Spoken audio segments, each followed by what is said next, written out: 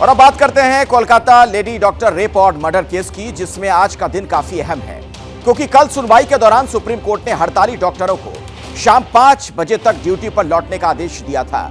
इससे जुड़ी अभी की बड़ी खबर आपको हम बता दें।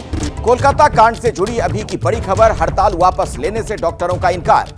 इन डॉक्टर्स ने कहा कि पहले राज्य सरकार उनकी मांग मान ले। डॉक्टरों ने भी मांगे मानने के लिए 5 बजे तक का वक्त दिया है।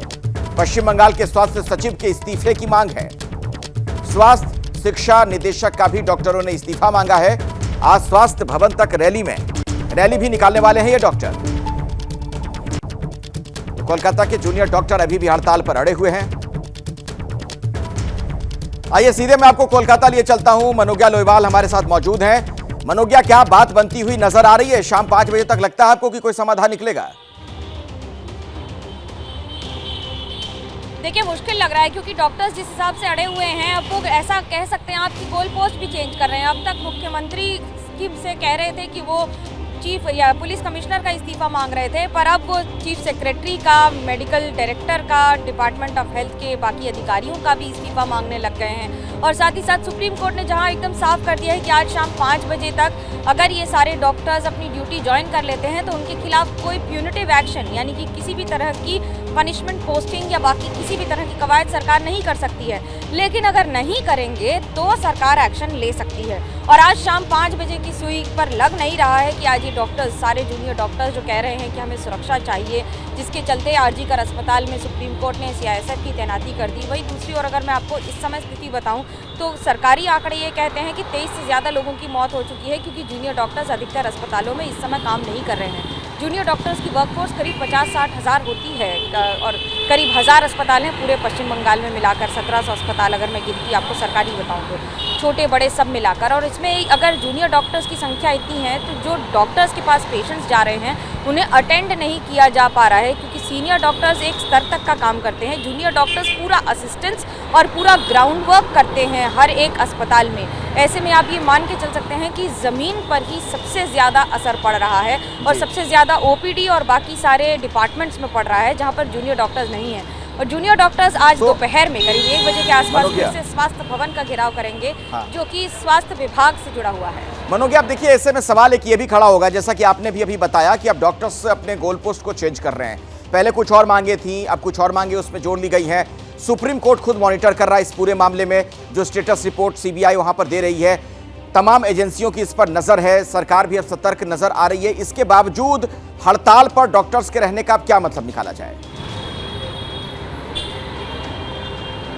मतलब ये निकाला जाए कि हम अड़े हैं, हम अडिग हैं, हम अटल हैं और हम हिलेंगे नहीं। लेकिन अगर आप ये भी समझें कि डॉक्टर्स को अस्पताल में अपनी सुरक्षा का सवाल खड़ा करने का अधिकार बिल्कुल है। आर्टिकल 19 उन्हें भी ये सुविधा देता है कॉन्स्टिट्यूशन का कि वो अपनी फ्रीडम ऑफ स्पीच, अपनी freedom of security, freedom of expression सबको अपने साथ रखें। लेकिन ये भी देता है कि जब वो प्लेज लेकर, जब वो पूरी तरह से अपनी ओथ लेकर काम पर उतरते हैं तो वो ये भी कसम खाते हैं कि वो कोई भी मरीज़ हो उसकी स्थिति में उसके साथ खड़े नज़र आएंगे। अब ऐसे में दुविधा ये हो जाती है कि अपनी जान की सुरक्षा देखें, जो कि बार बार सरकार और अब सुप्रीम कोर्ट भी कह रही है। 1 महीना 2 दिन हो गया है पूरी घटना को। एक और जहाँ सीबीआई इन्वेस्टिगेट कर रही है, सीबीआई लगातार अपने पुख्ता सबूतों के साथ अपने केस को और ज़्यादा मजबूत करने में लगी हुई है, तो वहीं दूसरी ओर अभी ये भी सवाल उठेगा ना कि आखिरकार डॉक्टर्स बार बार अपनी मांगें क्यों बदल रहे हैं। जो मांगें मानी गई थी, उन्होंने खुद अपना ज्ञापन कोलकाता के पुलिस कमिश्नर विनीत गोयल को जाके उनके ही इस्तीफे की मांग उन्हीं के हाथ में सौंपी थी। ये भी हुआ है कोलकाता में पिछले 1 महीने में। वहीं दूसरी ओर 14 अगस्त की रात को जो हम लोगों ने देखा, जिसमें हज़ारों लोग अस्पताल में घुस जाते हैं, उसके बाद सिक्योरिटी की पूरी व्यवस्था बदली जाती है। सीसीटीवी कैमरास बेहतर करने की सुविधा को ये प्रॉमिस किया जा रहा है, लेकिन उनका कहना है कि अब ये सब इस्तीफा दे। तो पर सवाल ये भी उठता है, आप इस्तीफा सबका मांग रहे हैं पर आप भी काम पर कब लौटेंगे? ये सवाल अब जनता भी ये जायज सवाल अब है भी आज के हालात में। कोलकाता रेप मर्डर केस पर एक और बड़ी खबर है। पूर्व प्रिंसिपल संदीप घोष की आज पेशी होगी। संदीप घोष समेत 4 आरोपियों की पेशी होगी। सभी आरोपियों को सीबीआई कोर्ट में पेश किया जाएगा। तो आप देख रहे हैं इस पूरे मामले की तहकीकात जारी है, जो लीगल प्रोसीडिंग है वो जारी है।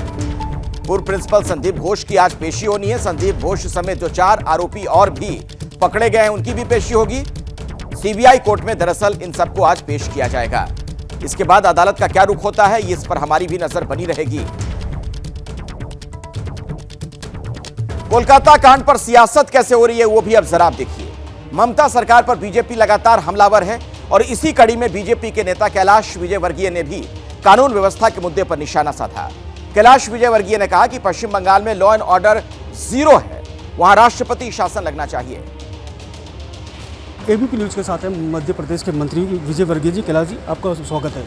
सर, किस तरह के हालात है कलकत्ता में जो हालात है? कलकत्ता में लॉ एंड ऑर्डर ज़ीरो है बिल्कुल।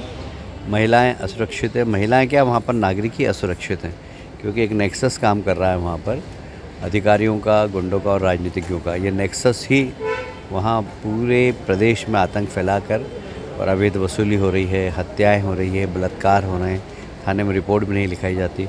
कुल मिलाकर एक अराजक प्रदेश हो गया है बंगाल। सर, जिस तरह से लगातार राष्ट्रपति शासन को लेकर हड़तालें चल रही है, इसको लेकर क्या कुछ करें? अब ये निर्णय चूँकि सरकार का है, इसलिए मैं कोई टिप्पणी नहीं करूँगा। बाकी इतना ज़रूर कहूँगा कि वहाँ की हालत ऐसे ही है कि वहाँ राष्ट्रपति शासन लगना चाहिए।